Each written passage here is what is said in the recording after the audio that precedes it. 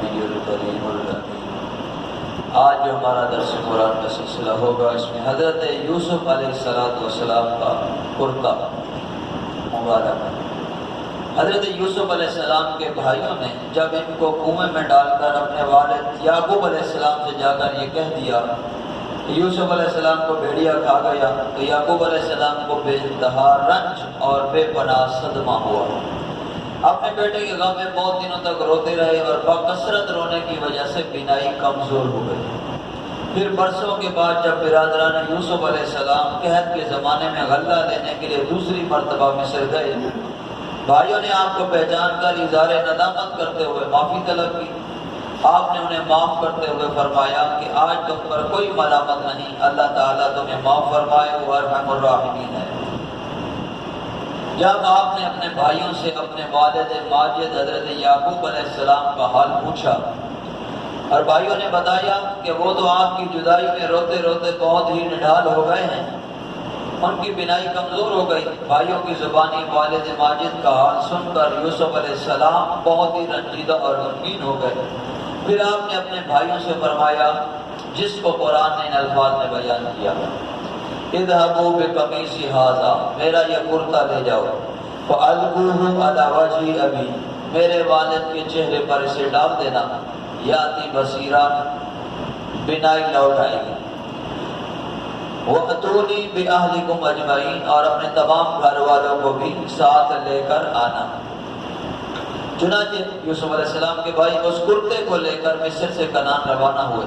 آپ کے بھائیوں میں یہودا، اس نے کہا کہ اس کرتے کو میں لے کر یعقوب علیہ السلام کے پاس جاؤں گا، کیونکہ یوسف علیہ السلام کو کنویں میں ڈال کر اور ان کا خون آلود کر کرتا بھی میں ہی ان کے پاس لے کر گیا تھا، اور میں نے یہ کہہ کر ان کو غمگین کیا تھا یوسف علیہ السلام کو بھیڑیا کھا گیا، تو چونکہ میں نے انہیں غمگین کیا تھا لہذا آج میں ہی یہ کرتا دے کر یوسف علیہ السلام کی زندگی کی خوشخبری سنا کر ان کو خوش کرنا چاہتا ہوں۔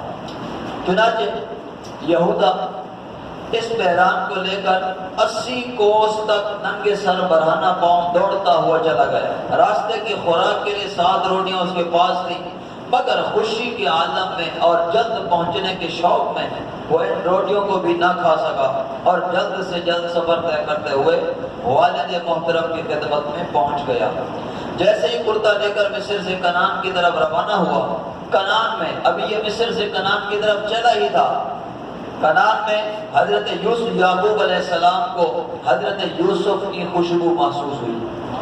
آپ نے اپنے پوتوں سے فرمایا انی لا اجد، قرآن فرماتا ہے انی لا اجد ریح یوسف لولا ان تفندون، میں بے شک یوسف کی خوشبو پاتا ہوں اگر مجھے یہ نہ کہو کہ یہ بھٹک گیا۔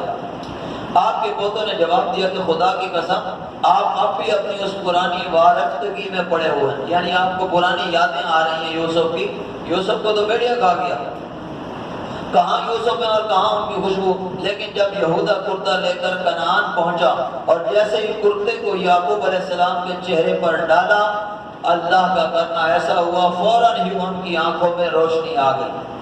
چنانچہ اللہ تعالیٰ نے قرآن مجید میں ارشاد فرمایا فَلَمَّا أَنْ جَاءَ الْبَشِيرُ، جب وہ خوشخبری لے کر آیا، خوشی کی خبر سنانے والا آیا، القاہ علی وجہہ، ان کے چہرے پر اس نے اس کرتے کو ڈال دیا، فَارْتَدَّ بَصِيرًا، تو اس کی آنکھیں پھر آئیں، قَالَ أَلَمْ أَقُلْ لَكُمْ، تو آپ نے فرمایا کیا میں نہ کہتا تھا اِنِّي أَعْلَمُ مِنَ اللَّهِ مَا لَا تَعْلَمُونَ، کہ بے شک اللہ کی طرف سے میں وہ جانتا ہوں جو تم نہیں جانتے۔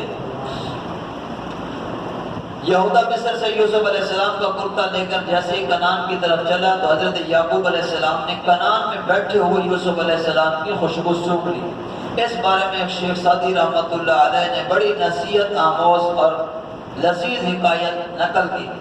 حضرت یعقوب علیہ السلام سے جن کے فرزند گم ہو گئے تھے، کسی نے یہ پوچھا کہ اے عالی ذات اور بزرگ عقل مند، آپ نے مصر جیسے دور دراز مقام سے یوسف کے کرتے کی خوشبو سونگھ لی، اور جب یوسف کنعان ہی کی سرزمین میں ایک کنویں کے اندر تھے تو آپ کو اتنے قریب سے بھی ان کی خوشبو محسوس نہیں ہوئی، اس کی کیا وجہ ہے؟ تو حضرت یعقوب علیہ السلام نے جواب دیا، ہم اللہ والوں کا حال کودنے والی بجلی کی مانند ہے کہ دم بھر میں ظاہر اور دم بھر میں پوشیدہ ہو جاتی ہے۔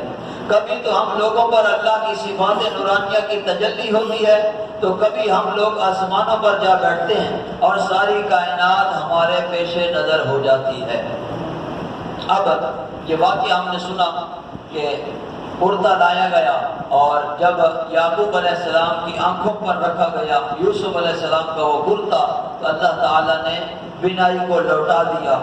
اس سے پتہ چلا کہ اللہ والوں کے لباس اور کپڑوں میں بھی برکت اور کرامت بے پناہ ہے، لہذا بزرگوں کے لباس و پوشاک کو تبرک بنا کر رکھنا اور ان سے برکت و شفا حاصل کرنا اور ان کو خدا تعالیٰ کی بارگاہ میں وسیلہ بنا کر دعا مانگنا، یہ مقبولیت اور حصول سعادت کا ایک بہت بڑا ذریعہ ہے۔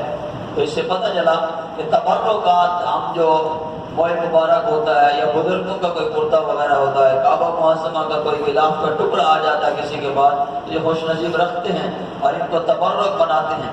کئی لوگ یہ بھی کہتے ہیں کہ بھئی آپ برکت کے لیے رکھتے ہیں تو کیا ملتا ہے، اس سے ٹکڑے سے کیا ملے گا؟ تو ہمیں پتہ چلا کہ اللہ کے نبی یوسف علیہ السلام کو کرتے میں اتنی برکت ہے۔ حضرت یوسف علیہ السلام خود نہیں آئے، خالی کرتا آپ کا لایا گیا اور آنکھوں پر ڈال دیا گیا، اللہ تعالیٰ نے روشنی عطا فرما دی، بینائی عطا فرما دی۔ اب اسی طرح ہم بزرگان دین کی بارگاہ میں حاضر ہوتے ہیں۔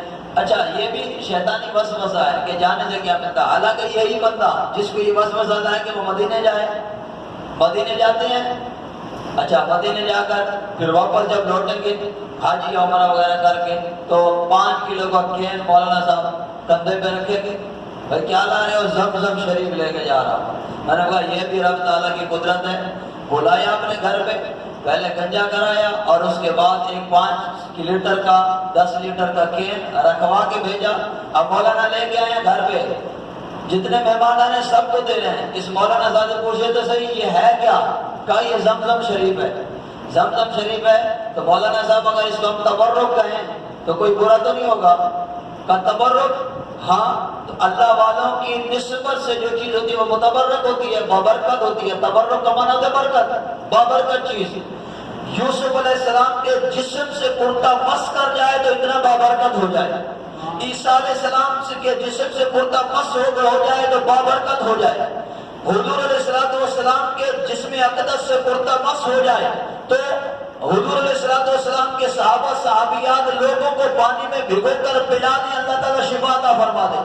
آپ کا موئے مبارک پانی میں ڈال کر لوگوں کو پلا دے پانی، اللہ تعالیٰ شفا عطا فرما دے۔ تو جب یہ سارے سلسلے تبرک بن گئے ہیں تو پھر آب زمزم جو لائے ہیں مولانا صاحب یہ بھی تبرک ہے۔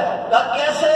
یہ بھی حضرت اسماعیل علیہ نبینا علیہ السلام کی ٹھوکر سے جاری ہوا ہے۔ اسماعیل علیہ السلام نے ٹھوکر ماری، بچپنا ہے اسماعیل علیہ السلام کا، آپ کی ایڑی لگی ہے، زمزم کا چشمہ جاری ہو گیا۔